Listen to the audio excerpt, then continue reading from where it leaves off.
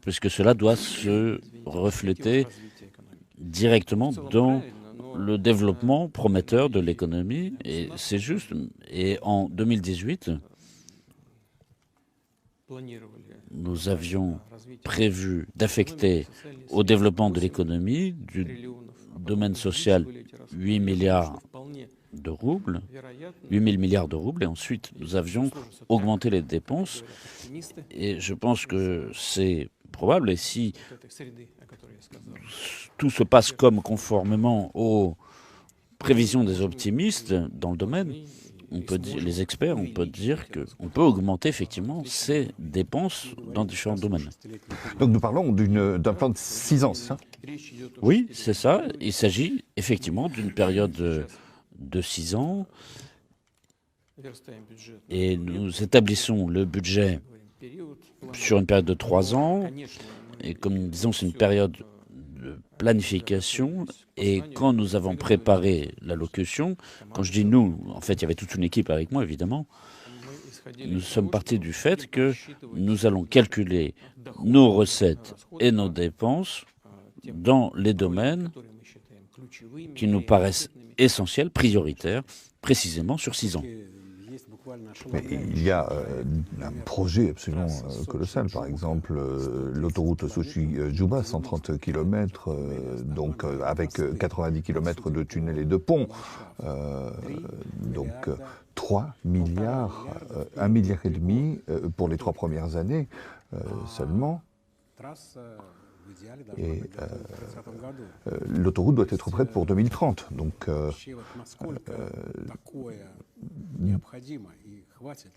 alors on comprend bien que c'est absolument essentiel pour la victoire. C'est le peuple qui a besoin de cette autoroute, parce que les familles avec des enfants ne peuvent pas aller jusqu'à Sochi en voiture, elles sont obligées de s'arrêter, soit à Gelendzhik, à Novorossiysk, parce que la route est sinueuse et il y a beaucoup de solutions qui peuvent être adoptées. On en a parlé beaucoup ces jours-ci. On peut aller jusqu'à Djougba, ou au début faire jusqu'à Djougba et ensuite jusqu'à Sochi, et le faire par étapes. D'autres considèrent qu'il faut faire tout de suite tout, sinon ça nous fera un rétrécissement entre Djougba et Sochi. Et donc cette première partie, si on regarde depuis Novorossiysk, la route est plutôt correcte, la chaussée n'est pas mauvaise, mais c'est très étroit. Et si on va jusqu'à Sochi, en première partie, dans ce petit tronçon, il peut y avoir donc des bouchons, et c'est ce que nous sommes en train de résoudre avec les spécialistes. On voit quelles étapes doivent être suivies, on calcule le coût du projet, on cherche à faire en sorte que tout reste dans le cadre financier prévu. Mais avant tout, c'est l'intérêt de la population, l'économie, le développement du territoire dans le sud du pays, c'est important. Mais on peut se permettre un projet de telle ampleur parce que le pays essaie à un moment, le pays essaie de s'enrichir, y compris notamment avec les milliers de sanctions, l'opération spéciale, etc. Alors qu'il nous faut réduire la pauvreté, notamment pour les familles nombreuses. Non, si on revient à la question de cette route, quand j'en ai parlé avec les membres du gouvernement, comme on sait, le ministère des Finances est toujours dans le bon sens, un peu radin, dans le bon sens du terme. Donc il a une attitude vis-à-vis des dépenses. Mais le ministre des Finances avait dit ceux qui sont contre la construction de cette route, c'est ceux qui n'ont jamais suivi cet itinéraire. Mais il a raison, parce que en particulier pour les familles qui ont des enfants, c'est important. Alors la question de savoir si on est de plus en plus riche ou pas, l'économie est en croissance, c'est un fait qui est fixé non pas par nous, mais par des organisations économiques, financières internationales. Et effectivement, en parité de pouvoir d'achat, nous avons dépassé l'Allemagne. Nous avons occupé sa 5e place parmi les plus grandes économies du monde. L'économie allemande connaît une récession de 0,3% pour l'année dernière et nous avons une croissance de 3,6%. Et le Japon a une croissance faible aussi. Et si on continue sur ce rythme, on peut prendre la place du Japon et donc être au 4e rang. Donc, et d'ailleurs à plutôt proche terme. Et si on parle de l'avenir, si on parle en matière de parité de pouvoir d'achat, nous sommes donc 5e. Et donc on peut prendre la place du Japon, mais la structure de l'économie de ces pays se distingue évidemment de la nôtre. Et il faut que nous fassions encore beaucoup, non seulement en matière de parité de pouvoir d'achat, mais aussi en matière de revenus par habitant. Ça, c'est la première chose. Et ensuite, il faut que les structures soient beaucoup plus efficaces, beaucoup plus modernes, beaucoup plus innovantes. Et il faut travailler là-dessus. Donc, il y a une question de parité de pouvoir d'achat qui est importante. C'est une valeur économique, mais ça veut dire que l'État doit disposer des biens qui lui arrivent par les perceptions fiscales, et cela nous donne la possibilité de nous développer comme nous l'espérons nécessaire pour nous. Alors justement, vous parlez des structures et de changements structurels nécessaires de notre économie. Et cela a été dit dans votre discours. Et c'est justement la tâche, à savoir mettre en place des domaines novateurs pour que ça aille, pour aller plus vite que la moyenne de l'économie. Oui, bien sûr. Et je l'ai déjà dit, la structure, c'est ce sur quoi nous devons travailler, et de ça dépendent beaucoup de choses et tout l'avenir de notre économie. C'est l'avenir de nos ressources de travail, notre efficacité, notre productivité. Un des objectifs majeurs aujourd'hui, c'est améliorer la productivité, parce que dans les conditions de manque de main-d'œuvre, de ressources, nous n'avons qu'un moyen de développer, c'est améliorer la productivité. À son tour, ça signifie que nous devons augmenter les investissements dans l'économie. Disons, augmenter l'intensité de la robotisation. Nous avons aujourd'hui 10 robots pour 10 000 employés. Disons qu'il nous faut aujourd'hui 1000 robots pour 10 000 travailleurs. D'ailleurs, au Japon, je crois que c'est comme ça. Et pour que les gens puissent travailler sur une base technique importante, pas seulement des roues, mais les autres équipements modernes, il faut aussi préparer tout cela. Donc, il y a un autre problème qui se pose, c'est la formation du personnel. Et pour cela, nous avons toute une orientation, notamment en matière de formation d'ingénieurs. Vous avez peut-être attiré l'attention là-dessus. Nous avons 30 écoles d'ingénieurs lancées cette année. Nous allons en lancer encore 20 cette année, et encore 50 davantage les années prochaines. Et donc, dans ces orientations, c'est l'avenir de notre pays. Et nous allons continuer sur cette voie. Mais alors, pour en terminer avec les sanctions, vous avez parlé de l'idée de créer une instance spéciale qui va traiter de la question des sanctions et de comment elles se répercutent. Donc, est-ce que cela vaut la peine ? Non, simplement nous analysons, le gouvernement, la Banque centrale, le Conseil de sécurité, procède à une analyse de tout ce que font nos ennemis, pas seulement pour des questions politiques ou militaires, bien qu'il y ait un argument ici, mais simplement pour réfléchir à une question de compétitivité. Oui, mais est-ce que c'est une concurrence déloyale ? Oui, c'est une concurrence déloyale. Ils s'abritent derrière des motifs politiques ou militaires. C'est ce qu'on voit dans l'aéronautique, par exemple, et dans d'autres secteurs. Nous vivons dans un monde dans lequel nous devons nous adapter. Nous comprenons que jusqu'à présent, c'est le fruit de notre travail. Nous agissons de façon suffisamment efficace. Mais aujourd'hui, en Occident, on dit que les sanctions ne se termineront pas. Et l'Occident essaie de nous entraîner dans une nouvelle course aux armements, un peu comme dans les années 80 avec l'Union soviétique.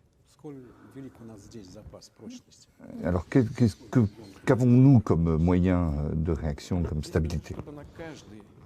Ici, il faut dire que chaque rouble investi dans la dépense nous donne un retour sur investissement. Effectivement, à l'époque de l'URSS, personne ne calculait cette dépense et on ne réfléchissait pas beaucoup à l'efficacité. Et les dépenses de défense représentaient à peu près 13% du PIB du pays, de l'Union soviétique.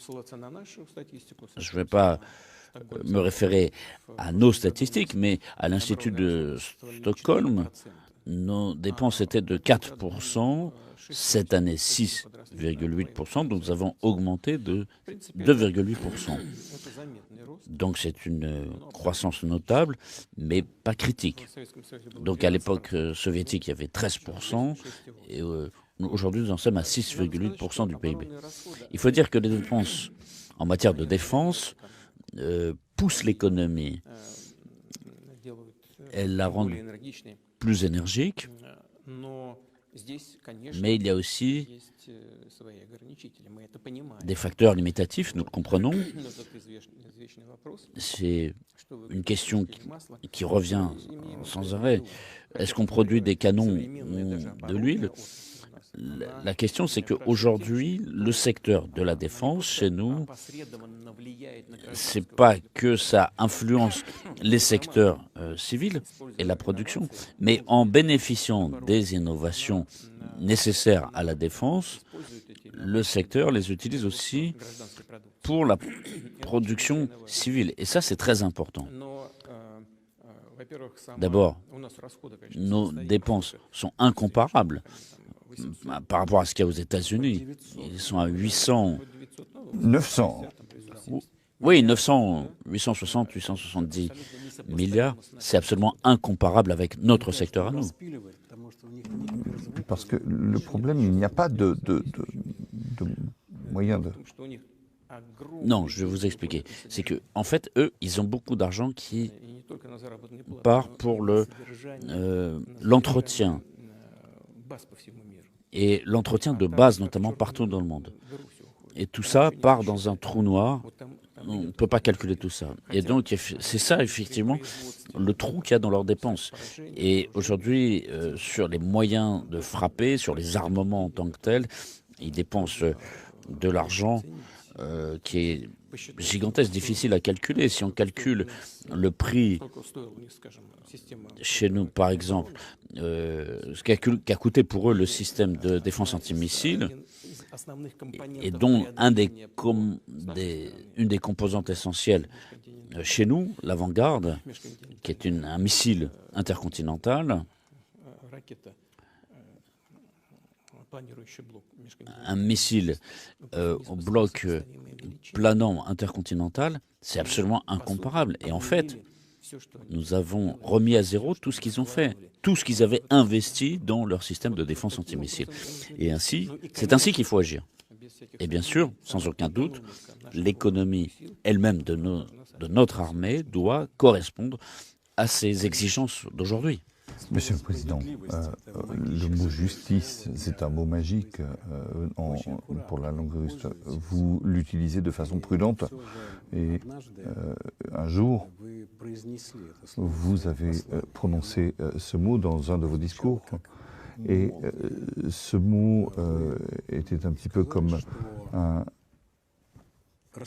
quelque chose de triste, mais vous avez dit que la charge fiscale devait être plus juste en Russie. Et vous avez proposé de réfléchir à cela. Dans quelle direction?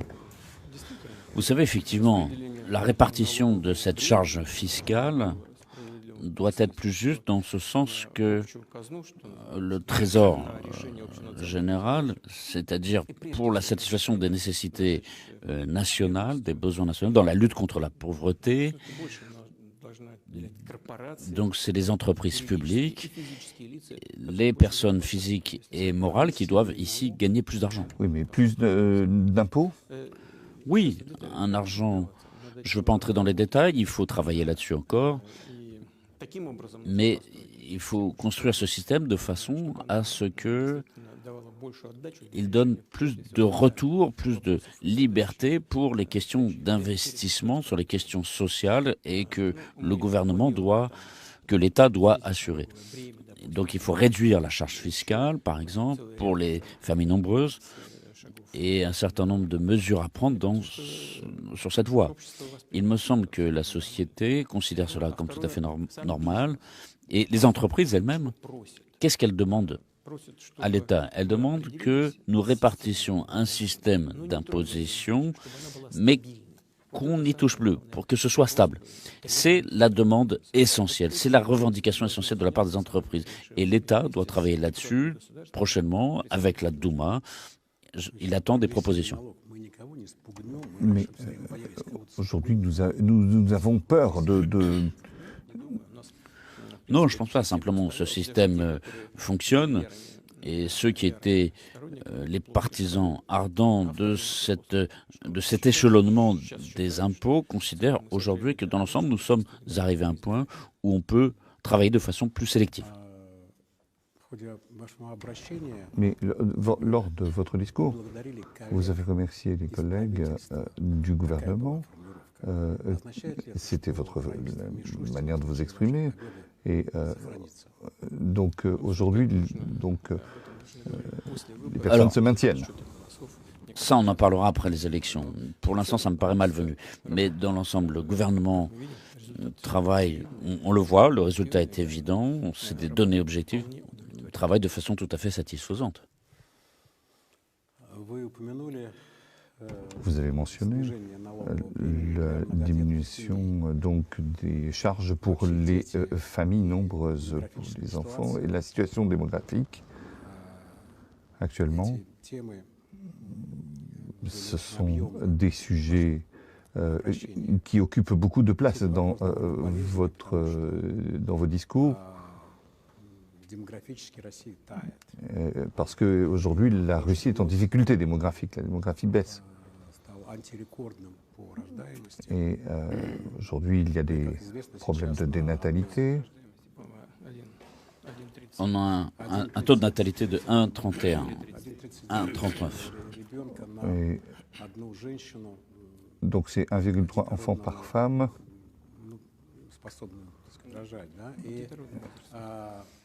En âge de procréer, oui. Mais il faudrait 2 voire 3 enfants si on veut éviter la catastrophe pour la société. Vous avez proposé des programmes d'assez grande ampleur, notamment pour venir en aide à la maternité, pour stimuler la démographie. Est-ce que ces mesures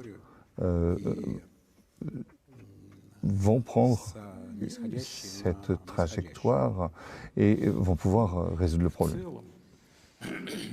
Dans l'ensemble, si on part des mesures de soutien aux familles ayant des enfants, sur 6 ans, nous prévoyons de dépenser par différentes voies environ 14 000 milliards d'euros. C'est énorme. Ça commence par le soutien social, la construction, la rénovation de crèches, la construction de nouvelles écoles, la rénovation, la remise en état conformément aux normes, le soutien aux femmes de la grossesse jusqu'aux 18 ans de l'enfant. Et on a 400 000 femmes aujourd'hui qui bénéficient d'une allocation. Donc c'est à peu près un tiers des femmes qui attendent un enfant. Donc c'est plus de 10 millions d'enfants qui bénéficient d'un soutien. Donc c'est important. Donc nous allons continuer ce système du capital maternel. Nous allons continuer ces allocations à 450 000 roubles par famille si un troisième enfant apparaît pour rembourser les crédits hypothécaires. Nous avons préservé les avantages pour les crédits pour les familles qui ont des enfants et il y a tout un ensemble de mesures tout à fait diverses pour soutenir la famille. Et bien entendu, vous l'avez évoqué, mais c'est là que nous avons aussi cette lutte contre la pauvreté qui est menée, puisque finalement les familles avec des enfants ont évidemment plus de difficultés que les familles qui n'ont pas d'enfants. Il y a des dépenses supplémentaires. Mais en même temps, nous avons réussi à faire beaucoup dans ce domaine.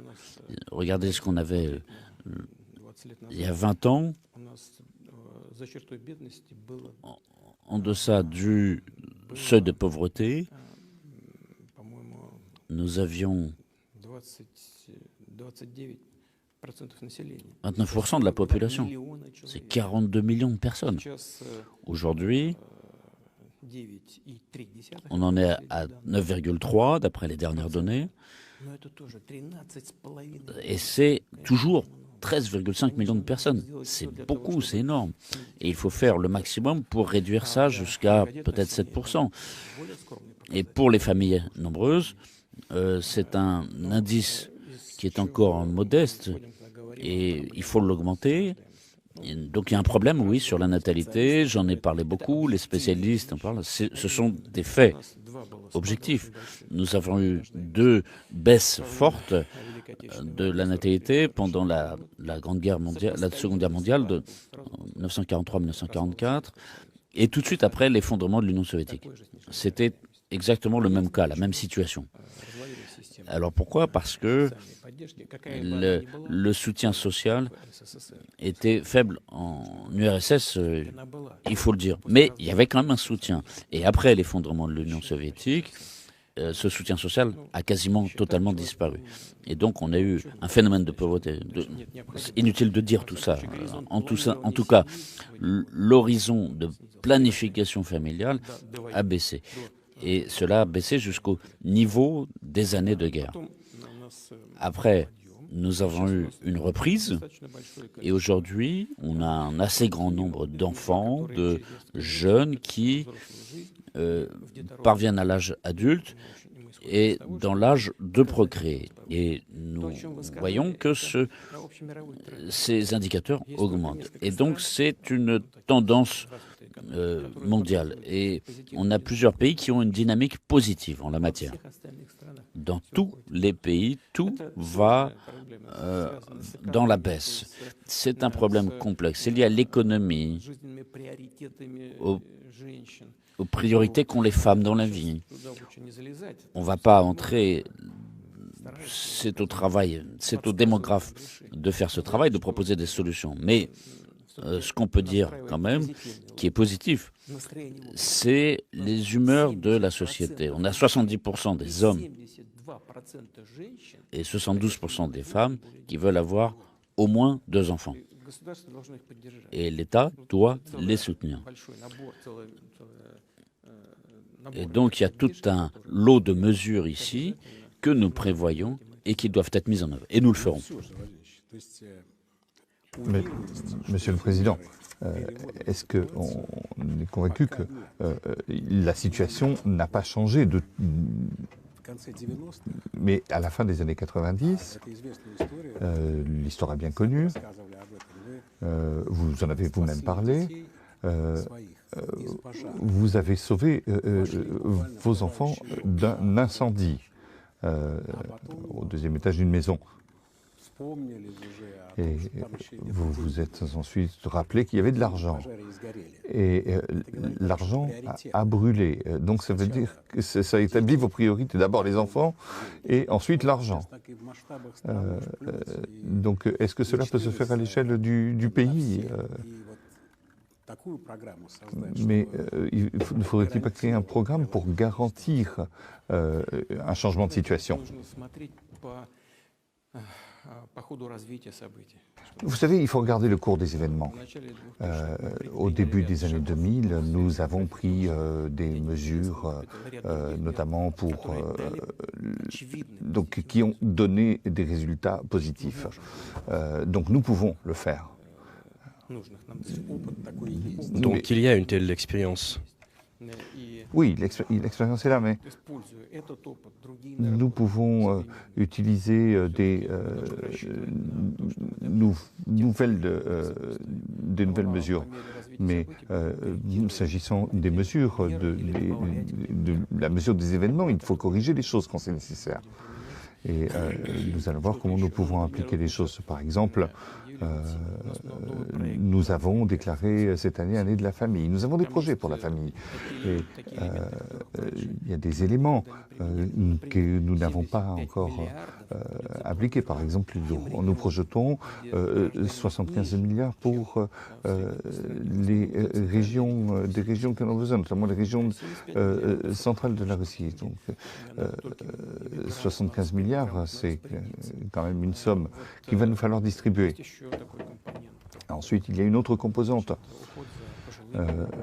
Donc, c'est les personnes âgées. Il va falloir d'autres mesures d'aide. Il va falloir aussi des mesures pour augmenter l'espérance de vie et stabiliser les choses. Bien sûr, ici, il y a des indicateurs qui montrent que nous réussissons, mais que le travail doit être achevé. Il y a des questions également administratives à régler au niveau du pouvoir. Partout dans le monde, il y a un troisième outil de résolution des problèmes démographiques, ça c'est l'immigration.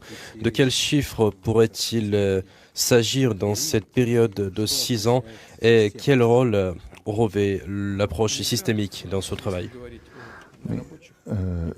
Donc les migrants, l'immigration de travail, c'est quelque chose de nouveau. Ils cherchent donc du travail et donc elle a augmenté de 3,7%. Il s'agit de se concentrer sur les régions où la vie économique est plus active et où donc c'est Moscou, c'est la région de Moscou, c'est les régions de l'Ouest, des régions du Nord également. Mais sans aucun doute, ce sont des questions qui exigent une attention tout à fait particulière, tant au niveau local que régional que fédéral. Et ici, je voudrais dire une chose. Lorsque nous parlons de migration de travail, il faut parler d'une migration là où il y a un défaut de main-d'œuvre. La situation, donc s'agissant de la présence d'une main-d'œuvre, donc ne changera pas. Et nous sommes confrontés à un déficit de main-d'œuvre, une pénurie de main-d'œuvre. Ce qui veut dire que le problème est tout à fait important et il nous faut augmenter le travail et parvenir à du travail en utilisant notamment les techniques modernes. Augmenter les investissements dans ce domaine et former du personnel. Nous en avons déjà parlé. Mais dans l'ensemble, la politique d'immigration est un instrument important. Bien sûr, nous devons parler aussi du rapatriement de nos compatriotes.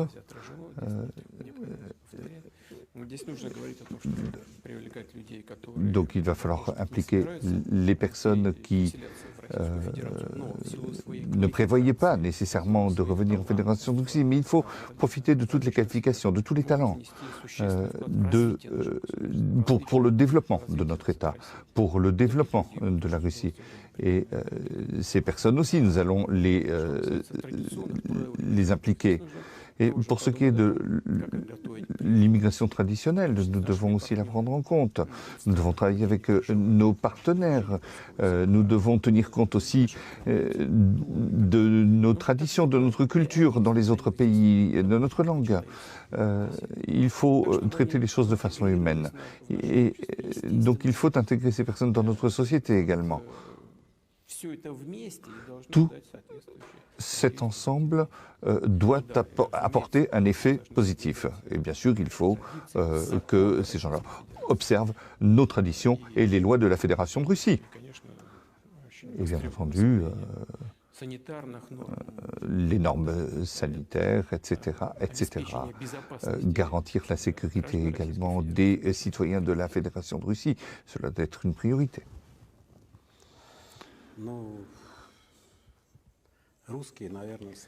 La nation russe est peut-être la nation la plus séparée au monde. Et vous avez eu une rencontre avec les fonctionnaires russes et l'un de vos interlocuteurs a déclaré que dans la République de Zaporogie, on s'était avéré qu'ils sont les mêmes Russes que nous-mêmes. Et cela avait l'air d'une révélation. Mais en fait, c'est ça. La Russie adhère de nouvelles régions et Odessa, c'est une ville russe. Peut-être c'est le plus grand espoir dans cette direction. Bien sûr. La densité de population a été a toujours été relativement importante. Pour ce qui est du Donbass, le développement industriel de cette région, à l'époque soviétique, a été important. Donc l'Union soviétique a beaucoup misé, donc notamment avec le secteur métallurgique. Mais bien sûr, tout ceci exige des investissements pour moderniser les choses, pour améliorer les conditions de vie, les conditions de travail des personnes, pour changer, transformer en profondeur ce travail. Et pour ce qui est de la Nouvelle-Russie, eh bien, il y a un développement aussi de l'agriculture qui doit se faire. Nous allons faire tout pour aider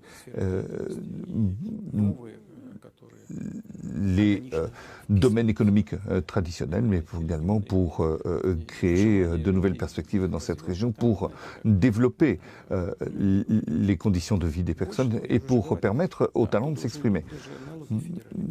Donc tout ceci est prévu au budget fédéral. Et il faut aider, il faut soutenir au niveau fédéral, au niveau des républiques elles-mêmes. Et tout cela se fait très rapidement. Monsieur le Président, du point de vue historique, il est tout à fait évident que les régimes nazis ne se dissolvent pas, mais disparaissent à l'issue d'une défaite militaire. Cela a été le cas de l'Allemagne, de l'Italie, du Japon, et il en ira du même, évidemment, pour le régime nazi de Kiev. Aujourd'hui, nous avançons sur toute la ligne du front selon les déclarations du ministère de la Défense, selon nos correspondants militaires. On a réussi enfin à trouver un moyen de lutte où, à l'offensive, nos pertes sont inférieures qu'à la défensive. Donc c'est une tâche assez compliquée pour l'art de guerre, mais tout cela permet de repousser l'offensive. Ce caractère, cette économie de ressources humaines, c'est une chose évidente à l'égard de nos héros. Mais comment on peut avancer avec les pertes minimales? Je comprends la question. Il faut augmenter les moyens, la quantité et les moyens de frappe. Donc il faut l'aviation, les armes tactiques, les armes stratégiques, le tout. Il faut toutes les composantes nécessaires pour remporter un conflit armé de ce genre. Il y a l'artillerie, il y a les blindés. Nous développons, sans exagération, très rapidement les choses. En ce sens. Oui. Voilà donc la réponse à votre question. Donc plus nous aurons les moyens de frappe, moins nous aurons de pertes. Mais la question qui se pose, quel est le prix qu'on est prêt à payer pour, peut-être le mot projet ne convient pas, mais pour ce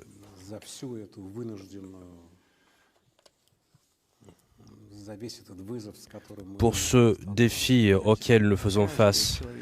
Chaque vie humaine est précieuse, est irremplaçable.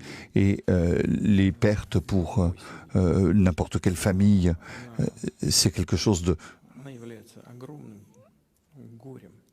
C'est un malheur immense.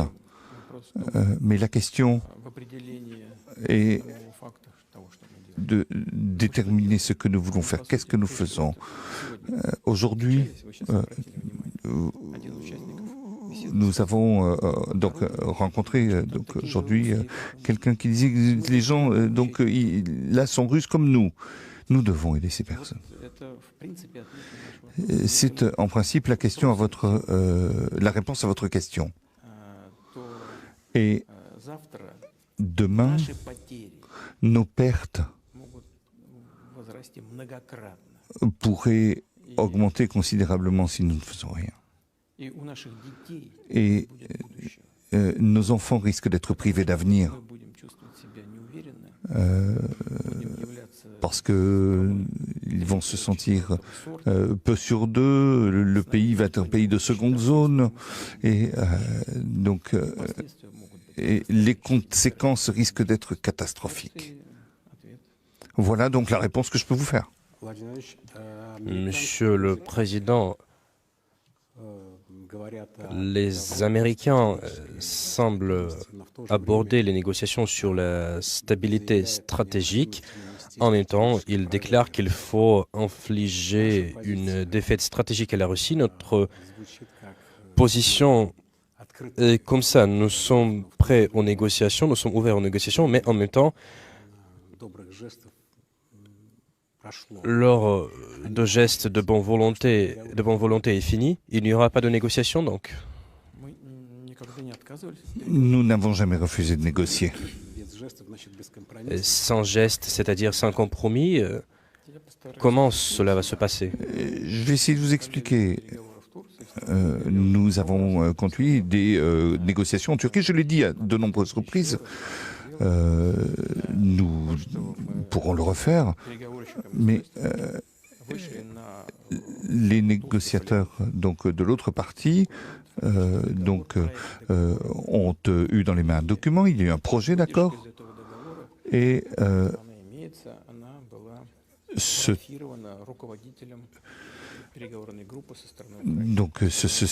a été accepté par M. Arahami. Mais après, et c'est comme tout le monde le sait, M. Arahami l'a rendu public, donc il en a fait part aux journalistes, y compris le Premier ministre de la Grande-Bretagne, Boris Johnson,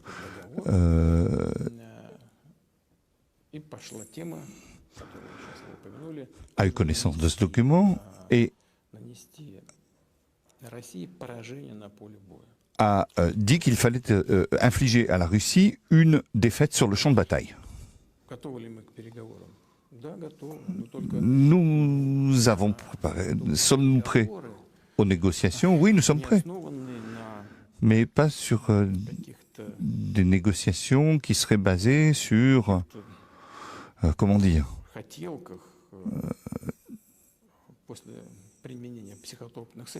donc quelque chose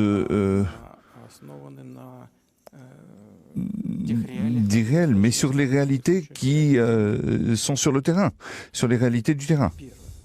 Ça, c'est la première chose. La deuxième chose, à de nombreuses reprises, on nous a fait des promesses. On nous a promis de ne pas étendre l'OTAN vers l'Est. Ensuite, maintenant, on le retrouve à nos frontières. On nous avait promis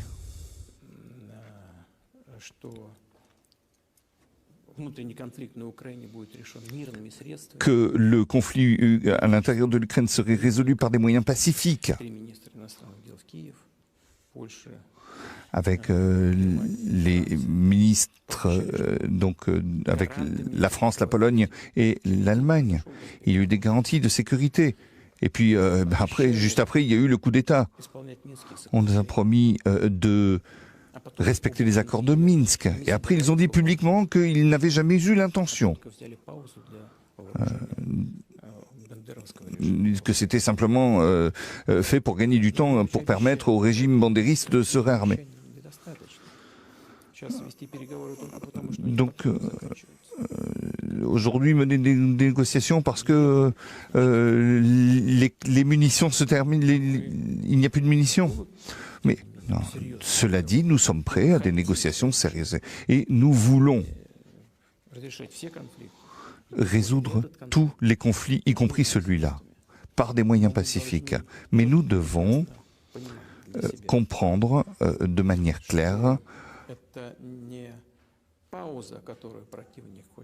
Il faut bien comprendre de manière claire que ce n'est pas une pause pour permettre de se réarmer, mais il s'agira d'une négociation sérieuse avec des garanties de sécurité pour la Fédération de Russie. Et nous savons,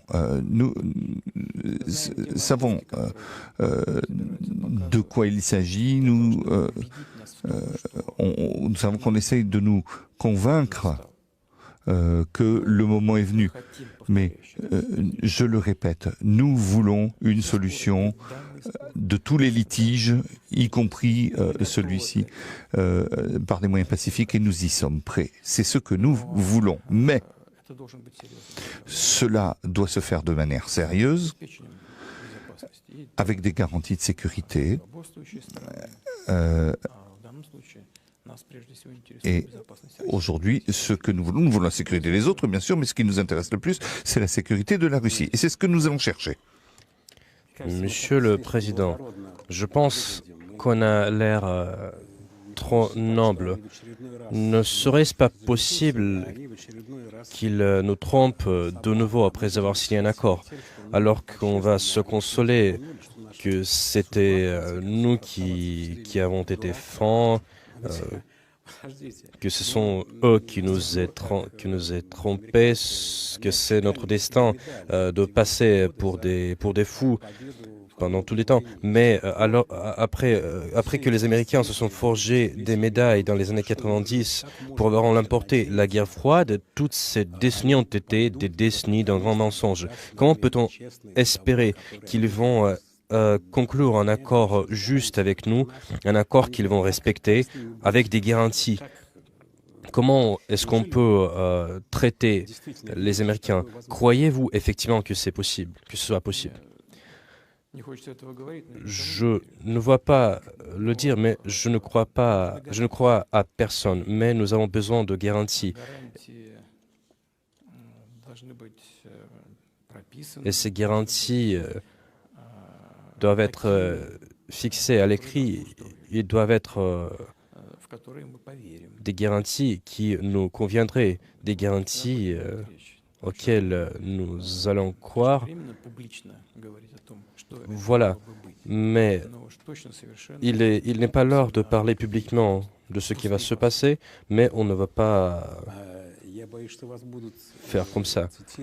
Mais j'ai peur de vous citer dans un sens étendu, mais ça veut dire que vous ne croyez personne, ou vous ne faites pas confiance aux partenaires occidentaux, en l'occurrence, maintenant. Je préfère me guider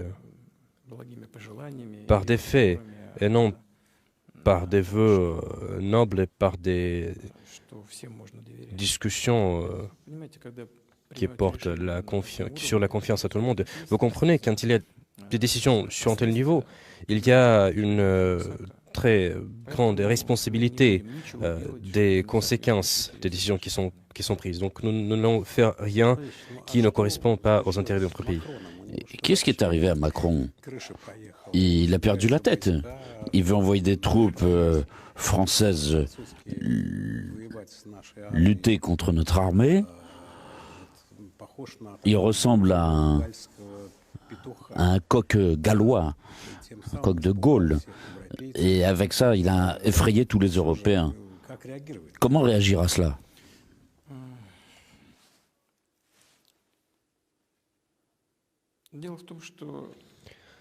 Le fait que les militaires occidentaux sont présents en Ukraine depuis longtemps, même avant le coup d'État, après le coup d'État, leur nombre a augmenté considérablement.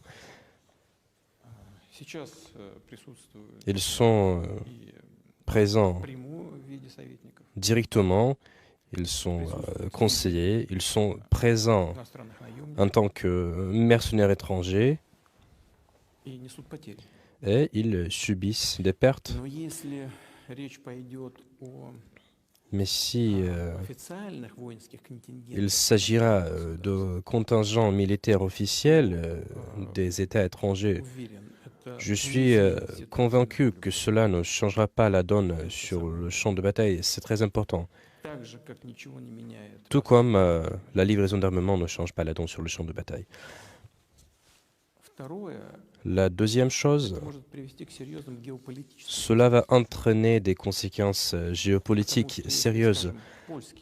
Parce que si, par exemple, l'armée polonaise entre le territoire ukrainien pour, comme on le dit, protéger la frontière entre la Biélorussie et l'Ukraine,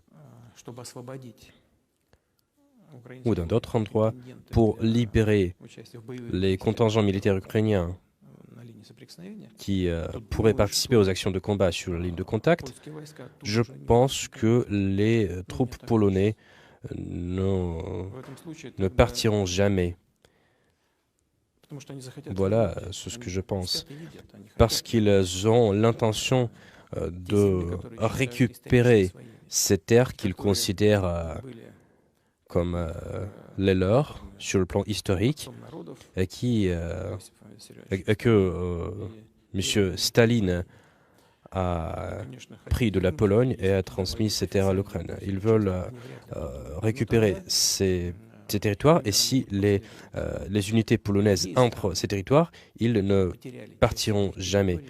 Mais dans ce cas-là, d'autres pays peuvent suivre l'exemple de la Pologne, ces pays qui ont perdu une partie de leur territoire à l'issue de la Seconde Guerre mondiale. Et je pense que les conséquences géopolitiques pour l'Ukraine, même du point de vue de la préservation de sa souveraineté telle qu'elle est, ces conséquences seront visibles à l'ONU. Si on revient à Macron, il a peut-être décidé de cette façon de se venger de la Russie, de l'avoir rejeté de l'Afrique. Et est-ce que il dit attention, il faut avoir peur. Peut-être qu'il ne s'attendait pas à ce qu'on soit aussi actif.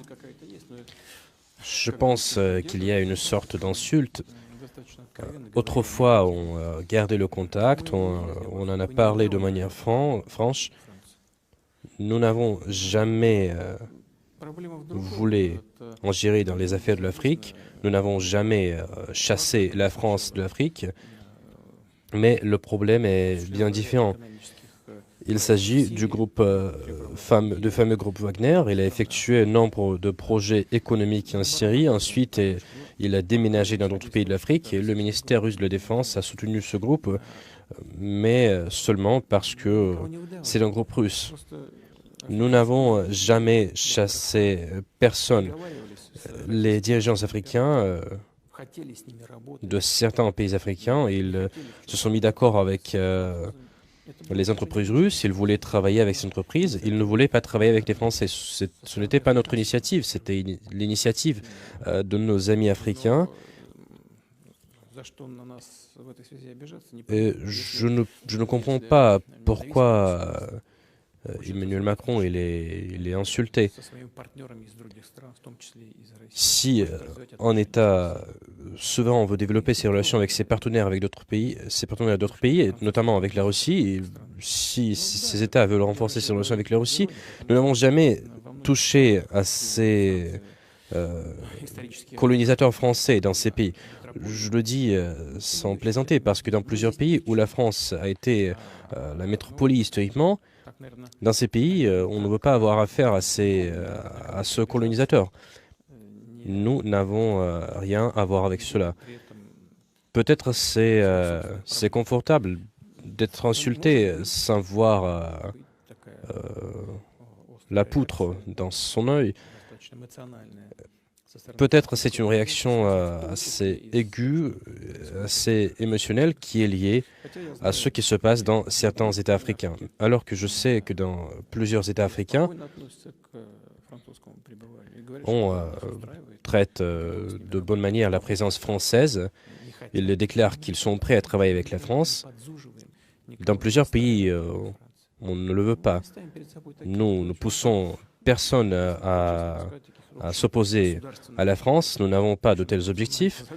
Et pour être franc, nous n'avons pas de tels objectifs à l'échelle nationale, à l'échelle de l'État russe. Nous sommes juste amis avec ces pays. Nous voulons développer les relations avec ces pays. Maintenant, on dit en France qu'il n'y a plus de ligne rouge vis-à-vis de la Russie, que tout est possible maintenant. Ils veulent parler avec nous sur la base d'un équilibre des forces. Et c'est tout ce qu'on entend de France, des pays occidentaux, de Lituanie. On a une sorte de cœur pas très accordé, mais en tout cas hostile. Et peut-être que il faudrait aussi qu'on prenne des décisions inhabituelles.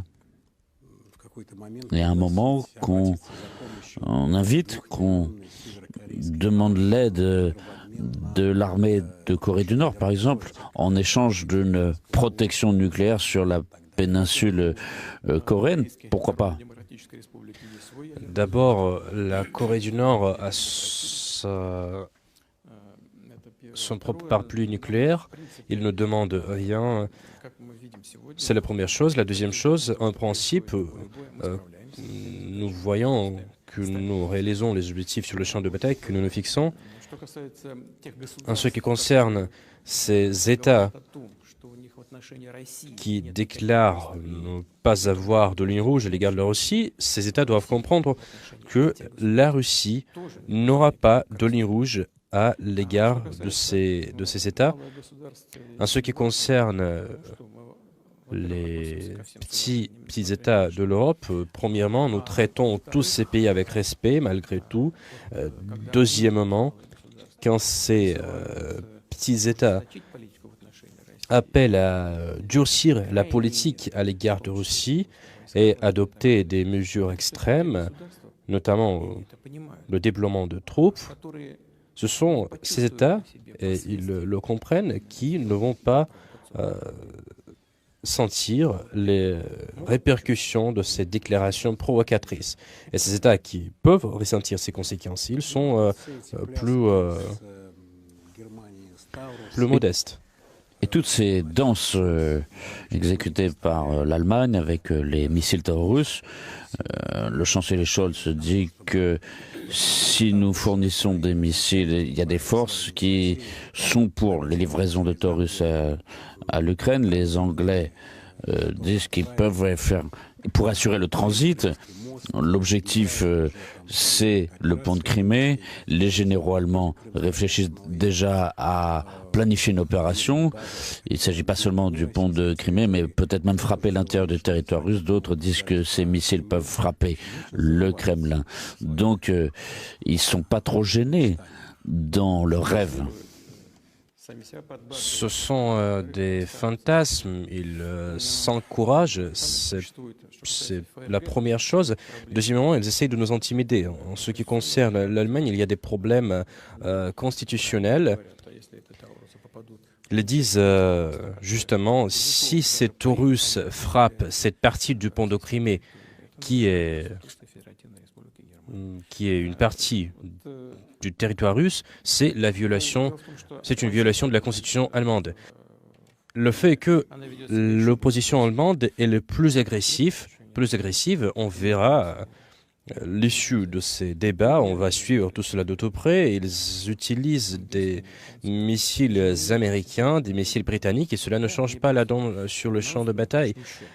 Bien sûr, ils endommagent nos infrastructures, c'est évident, mais cela ne change pas le cours des actions de combat et de ces conséquences qui sont inévitables pour la partie adverse. Nous entendons même en Allemagne maintenant nos chaînes de télévision et les chaînes de télévision étrangères et les chaînes de télévision allemandes, ils montrent qu'il y a beaucoup d'armements qui doivent être mis au point, qui doivent être modernisés pour qu'ils travaillent, mais comme vous l'avez bien dit, il y a des choses auxquelles ils doivent réfléchir. Qui est plus intelligent, celui va réfléchir. Alors, les nouveaux membres de l'OTAN, la Finlande, la Suède, qu'est-ce qu'ils ont mis en œuvre? Tobias Billström, le ministre suédois des Affaires étrangères, a déclaré aux Turcs tout d'un coup que la Suède était contre le fait qu'il y ait des bases de l'OTAN sur le territoire de la Suède. Est-ce qu'ils n'ont pas compris là où ils mettaient le pied? Qu'est-ce qui se passe? J'en sais pas. Nous avons des relations assez amicales, assez stables avec ces pays. Je pense qu'ils avaient plus d'avantages que quand ils gardent la neutralité, parce que cela donne, comme je l'ai déjà dit, des avantages. C'est une plateforme de négociation pour diminuer les tensions en Europe. Avec la Finlande, nous avons eu des relations idéales. Nous n'avons jamais eu de différends, notamment territoriaux.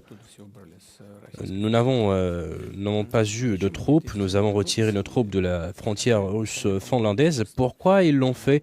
Je pense que c'est juste pour des raisons politiques. Ils voulaient devenir membre du club occidental, être sous son parapluie. À quoi bon?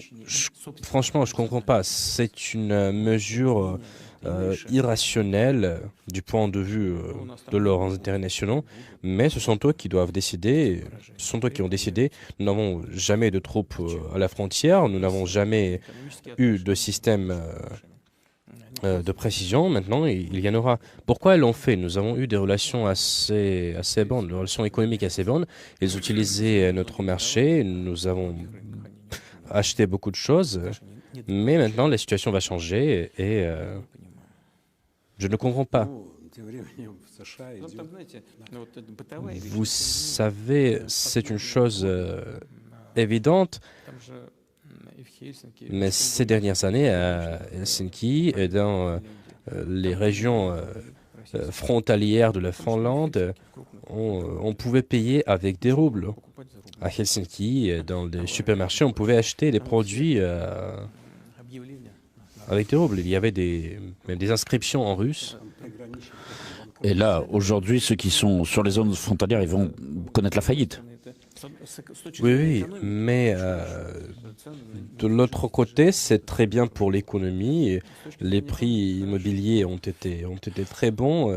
C'est très bien pour l'économie, mais vraisemblablement, il y avait des forces qui, disons, étaient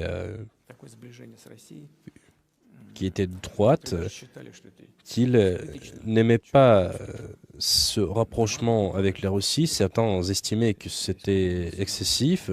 Pourquoi les Russes achètent des immeubles en Finlande? Pourquoi tout est en langue russe? Et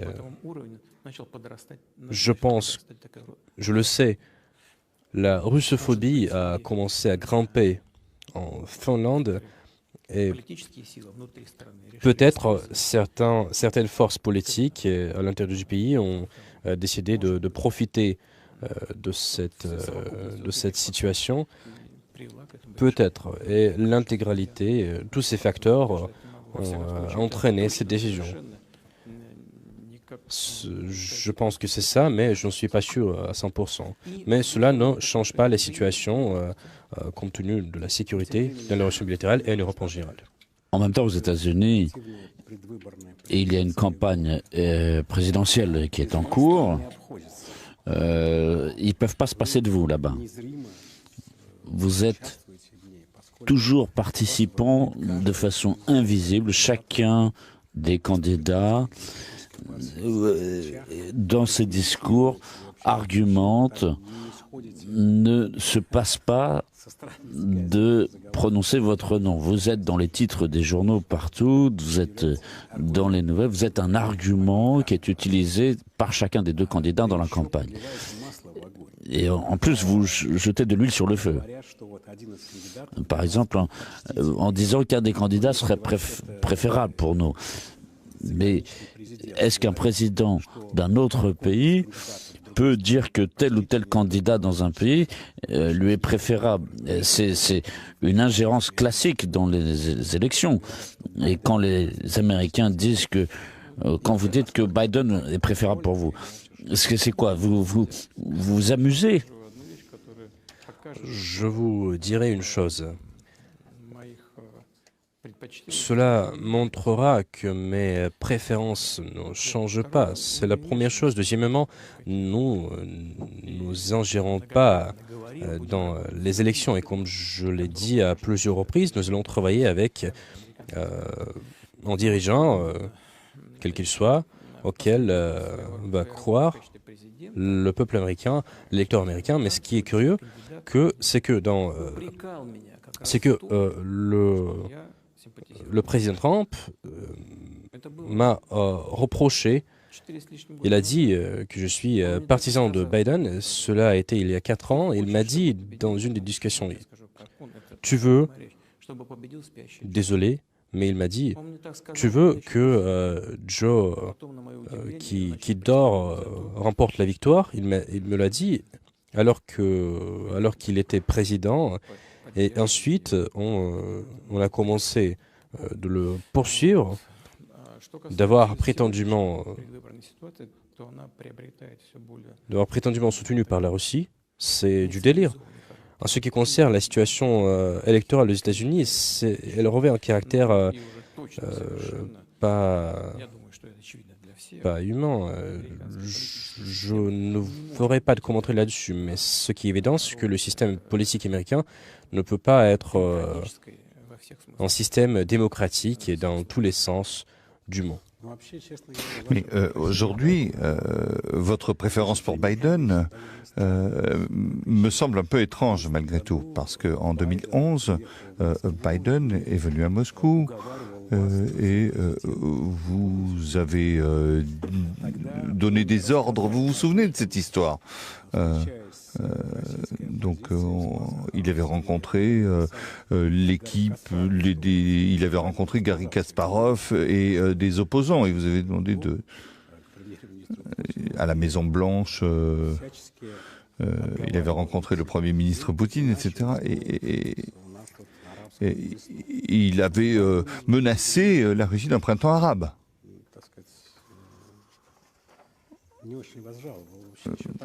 Donc, il y a en tout cas cet événement historique. Et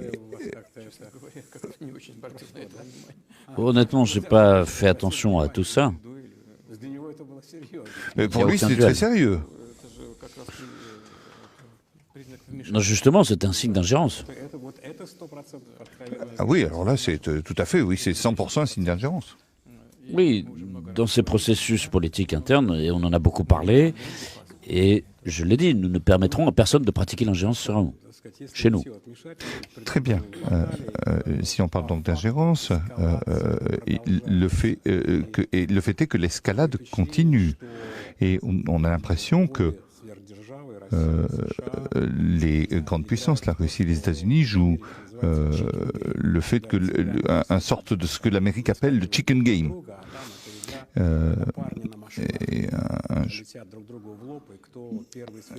Et finalement, à savoir, on se menace finalement et puis c'est le premier qui va bouger, qui va faire quelque chose. Le jeu de l'échelle à la souris. Et pourquoi? Voilà, les États-Unis ont dit qu'ils n'avaient pas l'intention d'envoyer des troupes. Donc nous savons ce que font, ce que feraient les troupes américaines sur le territoire russe. Ce serait une intervention. Et c'est ce qu'ils feront sur le territoire ukrainien. Ils le comprennent. Et je dis que Biden est quelqu'un de la vieille école politique. Ça se confirme. Et outre Biden, il y a assez de spécialistes dans le domaine des relations russo-américaines, dans le domaine de la dissuasion nucléaire. Et donc, je ne pense pas que cela se fasse simplement comme ça. Mais nous sommes prêts. Je l'ai souvent dit. Pour nous, c'est une question de vie ou de mort. Et pour eux, c'est une question d'amélioration de leur situation tactique d'une manière générale dans le monde et en particulier en Europe, de préservation de leur statut parmi leurs alliés. C'est important aussi, mais pas autant que pour nous. Alors nous y sommes prêts. Le philosophe Alexandre Douguin appelle spécialiste de se préparer à une guerre nucléaire. Et le mieux nous serons préparés et le moins de chance cette guerre nucléaire aura lieu.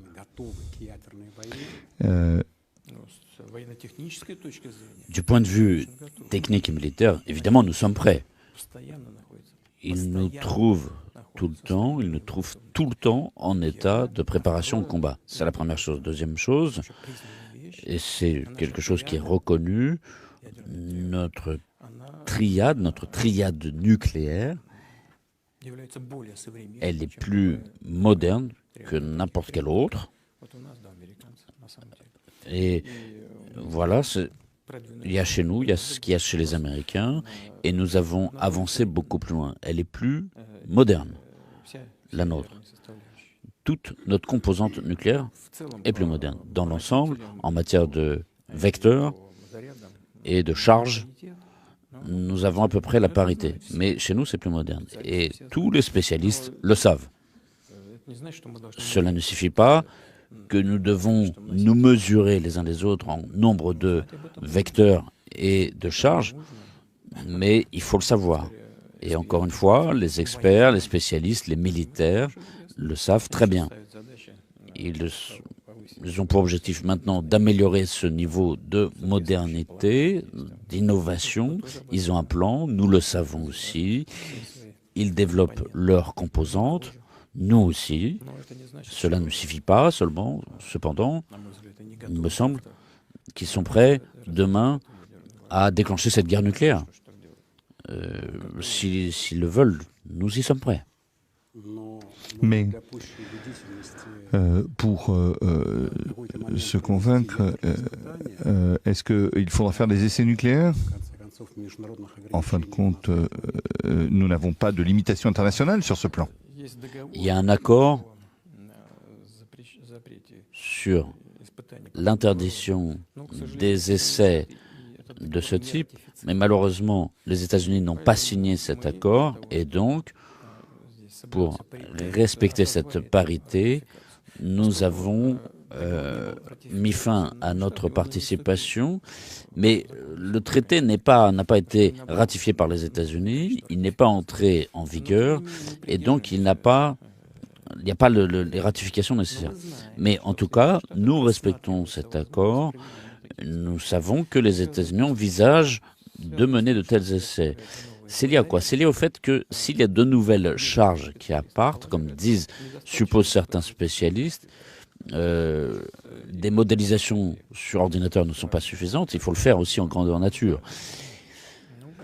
Et donc, ce sont des idées dans certains milieux, aux États-Unis, qui flottent dans l'air, qui existent, nous le savons, nous observons, et s'ils font de tels essais, ce que je n'exclus, il faut voir s'ils en ont besoin, mais nous n'excluons pas non plus à ce moment-là. Mais nous y sommes prêts. Nous sommes toujours prêts. Et je veux que ce soit clair. Ce ne sont pas des armes conventionnelles. C'est le type d'armes, de troupes qui sont en alerte permanente. Monsieur le Président, il y a des moments difficiles sur le front l'année dernière, à Kherson, à Kharkov. Vous n'avez-vous pas envisagé l'arme nucléaire? Mais pourquoi? Malgré le fait que, sur proposition du commandement de ce groupement, il avait été décidé de retirer nos troupes de Kherson, mais cela ne signifiait absolument pas que le front s'effondrait, pas du tout, on était très loin de ça, simplement ça a été fait pour éviter des pertes supérieures au niveau du personnel. C'était ça le motif principal, parce que dans les conditions de combat, quand il est impossible d'assurer les arrières d'un groupement, notamment sur la rive droite, nous aurions eu des pertes trop importantes, et donc nous avons décidé de nous retirer sur la rive gauche. Et nous avons eu raison, parce que c'est ce qu'a essayé de faire le commandement ukrainien sur certains secteurs de la rive gauche, notamment à Krinky, où ils ont lancé leurs hommes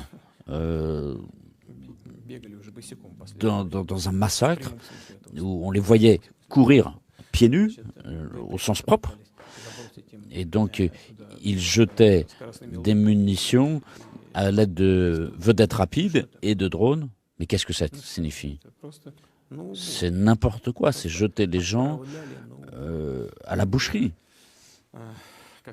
Et j'avais demandé le chef d'état-major, je lui avais posé la question, il n'y a rien de secret ici, je lui ai dit, écoutez-moi, qu'est-ce que vous pensez? Qui prend des décisions pareilles de leur côté? Il y a bien quelqu'un. Il y a quelqu'un qui prend les décisions, qui comprend que ces gens sont envoyés à coup sûr à la mort. Il me dit, oui, ils le comprennent. Et je lui dis, mais qui prend cette décision? C'est complètement insensé. Du point de vue militaire, c'est insensé. Et je lui dis, mais qui?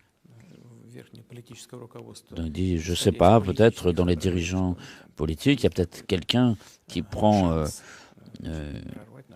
qui espère pouvoir percer notre défense, avoir une chance de gagner de l'argent en plus, en se référant au fait que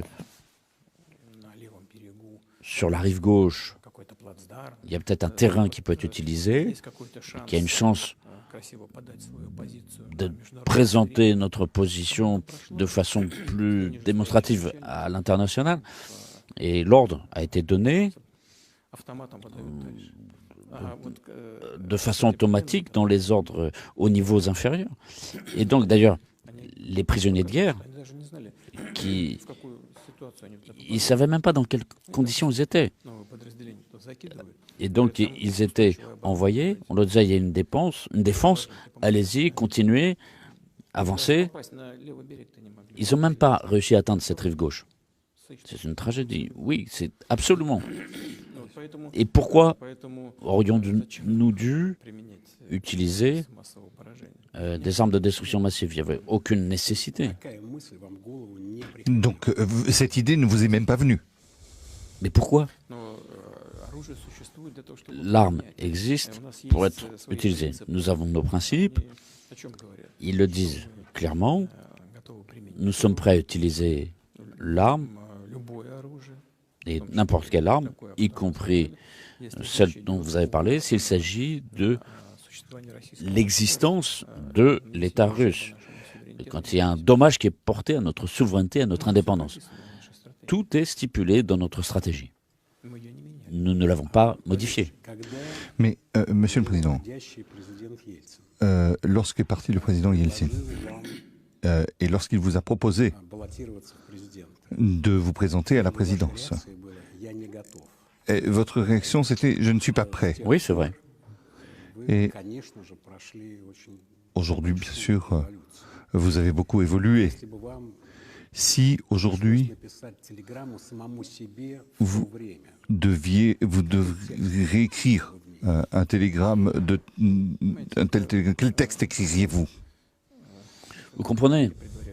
C'est comme les Américains dans la cour du roi Arthur, quelque chose comme ça. C'est difficile de répondre à cette question. La question m'avait été posée à un moment, dans un contexte historique, économique, dans lequel se trouvait le pays. Et sur le plan de politique intérieure, il y avait une question de sécurité intérieure qui se posait. Et tout cela, pris ensemble, m'a incité à donner cette réponse que je donnais à l'époque. J'y suis pas prêt. Et c'est pas parce que j'ai eu peur de quelque chose, mais parce que la masse de défis à relever était gigantesque. Et le nombre de problèmes augmentait chaque jour, comme dans un phénomène de boule de neige. Et j'ai répondu de façon sincère. Pas parce que j'ai eu peur, je le répète encore, mais parce que j'ai pensé que je n'étais pas prêt à pouvoir résoudre ces problèmes, voire de faire pire. Et c'est de ça qu'il s'agissait. Et donc j'ai répondu de façon tout à fait sincère. Et si on revenait, je redirais probablement la même chose. Mais finalement, vous y êtes allé?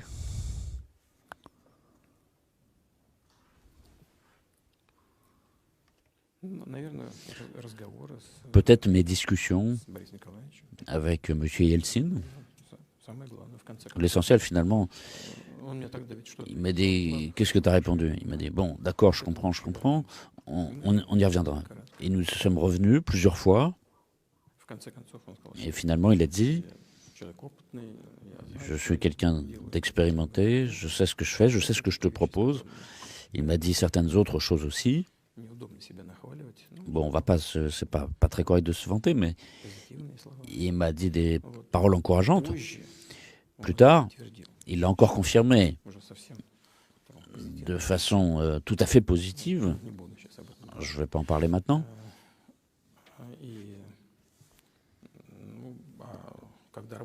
Mais quand je me suis mis au travail, tout s'est présenté de façon différente. Vous savez, quand on travaille, on comprend, il y a ça qu'il faut faire maintenant.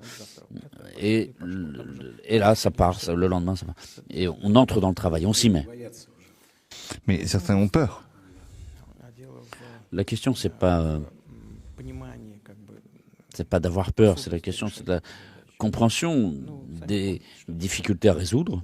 Vous comprenez vous-même que l'année 99, sur le plan économique, sur le plan de la sécurité, d'une manière générale, des finances aussi. Vous avez raconté que lorsque vous êtes entré à l'université de Leningrad, c'était un tournant. Et c'était... vous avez dit, donc voilà, je vais le faire, je vais... et à ce moment-là, je vais réaliser les projets que je voulais, c'est-à-dire rentrer au KGB, etc. Ou alors, est-ce que je ne m'en sors pas et puis je n'ai pas d'autre chance? La Russie est probablement dans une situation où elle joue à qui tout double. D'abord, non, la situation n'était pas comme ça. D'abord parce que, oui, je voulais travailler dans les services de sécurité. Oui, mais c'était un moment tout à fait particulier, un vrai tournant. Non, pas tout à fait. Je suis venu à l'accueil, j'ai dit je voulais travailler ici, qu'est-ce qu'il faut faire? L'autre solution était très simple. Soit il faut avoir une formation supérieure, en particulier juridique, ou bien servir dans l'armée, avoir une expérience d'au moins 3 ans, mais il vaut mieux servir dans l'armée. Et donc, si je n'étais pas allé à l'université, oui, je serais allé à l'armée. Oui, c'était un parcours assez long. Mais finalement, vous êtes arrivé à un moment tendu. Oui, j'ai quand même étudié à l'école plutôt spécialisée en chimie et mathématiques. Là, il fallait donner donc des matières plus littéraires. Donc, il a fallu que je me prépare, que je travaille. Donc, il fallait que j'apprenne une langue étrangère tout seul, l'allemand en l'occurrence. Il fallait faire de l'histoire, de la littérature, etc. La Russie, à la croisée des chemins aussi, soit ça marche, soit ça marche pas. La Russie n'est pas à la croisée des chemins. Elle est sur une voie stratégique de son développement et elle ne va pas changer de voie.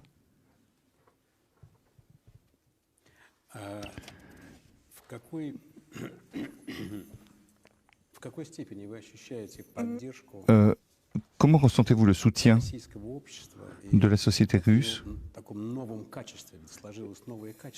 et avec une nouvelle qualité de la société russe? Simplement, ça s'est manifesté et heureusement, nous avons donné la possibilité à cet aspect fondamental de la société russe de se manifester. J'ai l'impression que les gens attendaient ça. D'abord, un type habituel serait important pour le pays, qui serait nécessaire au pays, et que de lui dépendrait l'avenir du pays. Et que cette sensation de lien entre la patrie, le pays, les objectifs principaux, notamment en matière de sécurité, que tout cela, ce serait la force du peuple russe et des autres peuples de Russie. Je me suis toujours appuyé là-dessus. La question n'est pas une question de s'appuyer, de se nourrir de ça. Je vois ce qu'attend la société, et c'est ça l'essentiel, correspondre à ce qu'attend la société. Mais il faut reconnaître que vous jouez un rôle clé non seulement en Russie, mais également dans le monde, puisque des milliards de personnes comptent sur vous.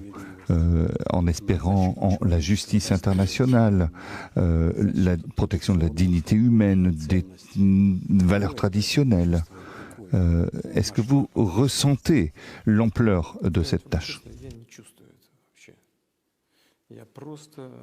Oui, je travaille pour les intérêts de la Russie.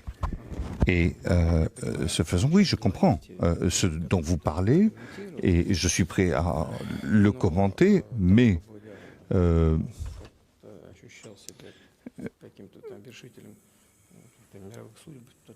le fait de me sentir moi-même plus important que ça, non. Je remplis mon devoir devant la Russie et devant ceux qui considèrent la Russie comme leur patrie.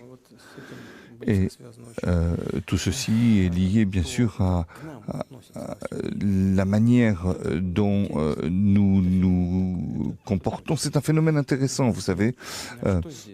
Ici, ce sur quoi je voulais attirer l'attention, c'est sur le fait qu'il y a beaucoup de gens qui nous regardent à l'étranger, qui regardent aussi la manière dont nous luttons pour nos intérêts. Et à mon avis, c'est ce qui est important. Pourquoi cela a lieu et pourquoi nous sommes, par exemple, nous faisons part de nos traditions en Afrique, où nous nous sommes inscrits dans le cadre des BRICS, etc. Toutes ces choses sont importantes parce que ce qu'on appelle le milliard doré, pendant un demi-millénaire, eh bien, ils ont parasité l'ensemble des richesses du monde. Et cela aboutit au malheur de l'Afrique. Ils ont importé leur malheur, ils ont exploité l'Amérique latine, ils ont exploité les pays d'Asie. Et personne ne l'a oublié, cela. Et j'ai le sentiment que ce n'est même pas la question des élites des pays, mais les citoyens ordinaires de ces pays ressentent avec le cœur ce qui se passe. Et notre lutte, c'est une lutte pour la vraie souveraineté. Non seulement pour notre propre développement et notre propre souveraineté, mais encore, cela est encore plus important parce que les élites occidentales veulent geler la situation existante. Notamment sur le plan international. Ils sont habitués, depuis des centaines d'années, depuis des siècles,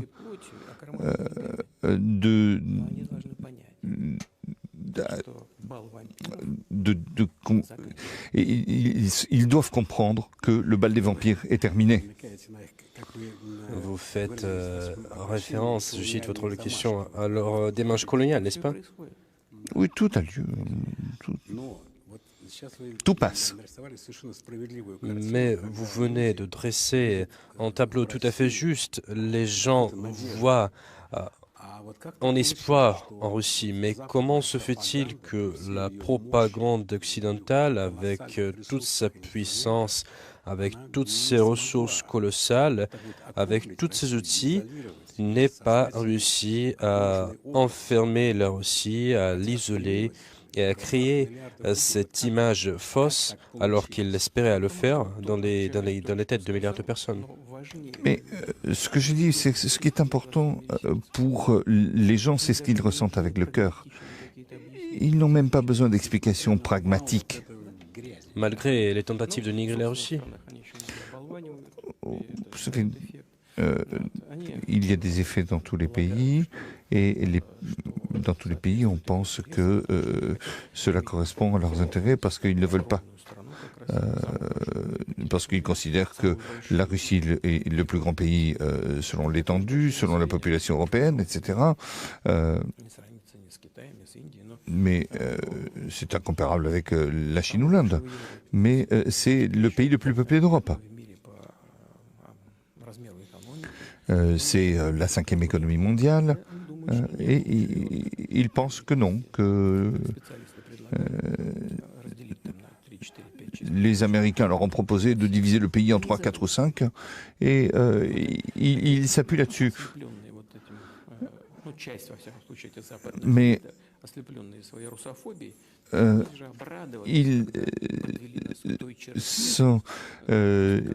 ils expriment leur russophobie et puis finalement ils ont déchaîné la guerre en Ukraine en 2014 et ils se sont même réjouis de l'opération militaire spéciale parce que ils se sont dit voilà, enfin nous allons pouvoir sanctionner, nous allons pouvoir sanctionner d'un point de vue militaire et nous allons pouvoir donc l'Ukraine va pouvoir gagner, les nationalistes ukrainiens vont gagner avec les armes occidentales et on va pouvoir infliger une défaite stratégique à la Russie. Et puis un peu plus tard, ils se sont rendus compte que cela serait difficile et un peu plus tard que ce serait peut-être impossible. Et ils ont compris que la défaite stratégique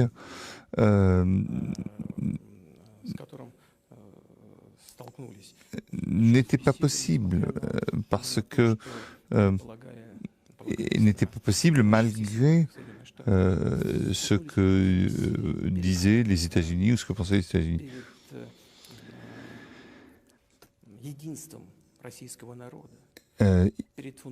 Ils se sortaient à l'unité du peuple russe et à la stabilité, la solidité du système financier russe et les possibilités de la Fédération de Russie.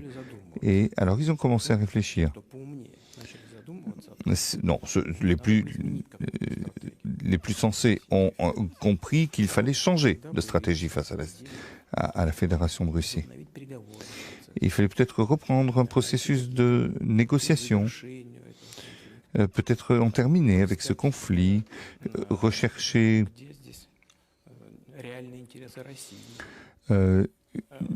tenir compte une solution qui tient compte des intérêts de la Russie. Mais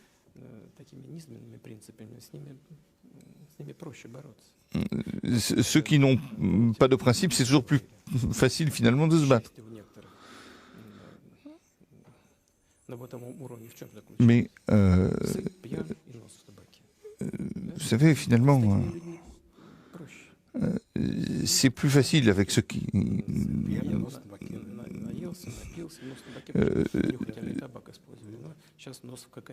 Donc, vous savez, aujourd'hui, c'est beaucoup plus simple avec ceux qui s'enivrent d'alcool ou de tabac. Alors, ne parlons même pas de la cocaïne, mais ils jettent tout. Donc, tout dans la bataille. Nous avons été attentifs à cela, mais cela étant dit, à partir de là, il y a des contradictions à l'intérieur de la société occidentale. Nous le voyons, c'est très clair. Et nous n'essayons pas nous ne cherchons pas l'effondrement de la société occidentale, mais nous voulons simplement que soient observés nos intérêts. Monsieur le Président, je dois demander,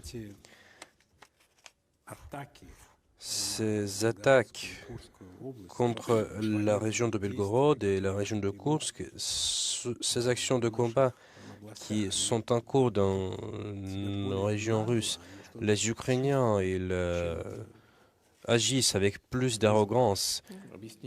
Quelle est l'explication? L'explication est très claire. Malheureusement, ils sont en train de perdre sur le front. Aucun des objectifs de l'année dernière n'a été atteint. Et en outre, l'initiative revient entièrement à nos forces armées. Je ne vous apprends rien de nouveau. Et à partir de ces échecs, eh bien, ils veulent montrer...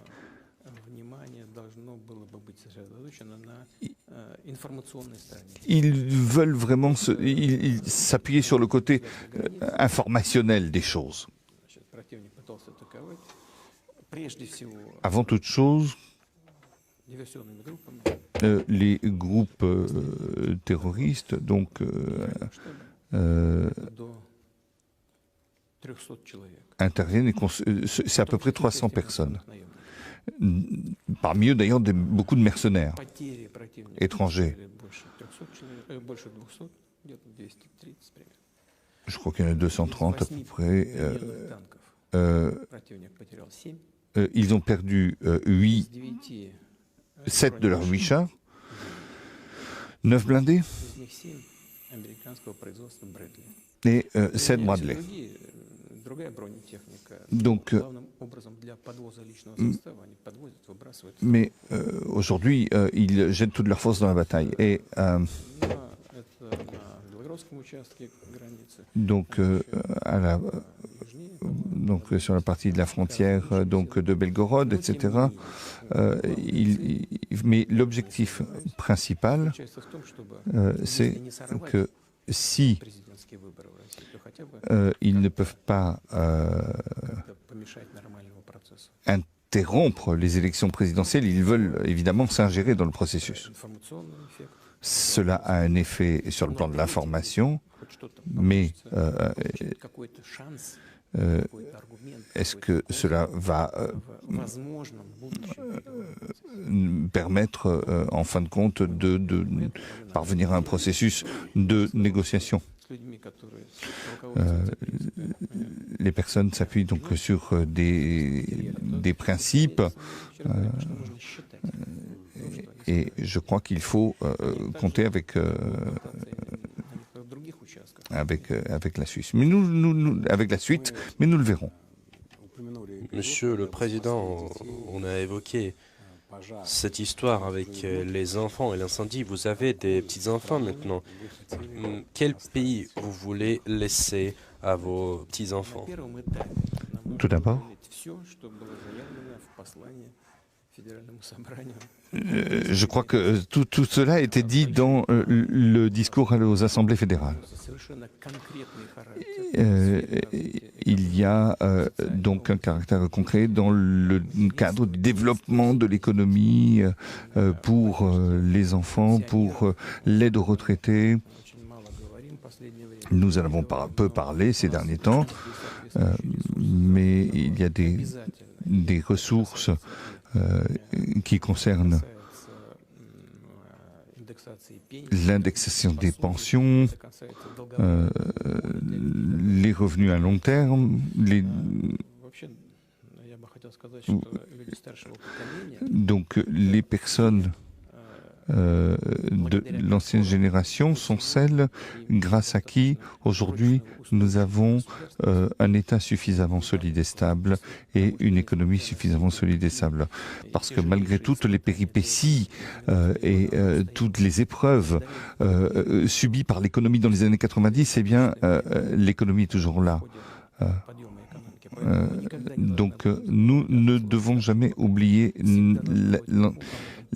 l'ancienne génération à qui nous devons énormément et en particulier ce que nous avons aujourd'hui, notamment notre prospérité, notre bien-être d'aujourd'hui. Bien sûr, l'avenir appartient aux enfants et pour cela, il y a les programmes pour la mère et pour l'enfant et tout cela, bien entendu, va se faire dans le cadre du développement de l'économie. Donc, nous allons nous baser sur des éléments plus modernes, sur la technologie, les sciences, la technique, l'information, l'intelligence artificielle, la génétique, le génie, etc. Tout cela fait partie des technologies modernes et c'est beaucoup utilisé et le pays va pouvoir utiliser tout cela pour donc sa sécurité et tout cela sera bien entendu renforcé. Merci, Monsieur le Président. Votre confiance est remarquable. Je vous remercie. Bon courage dans vos nobles affaires. Je vous remercie. Merci.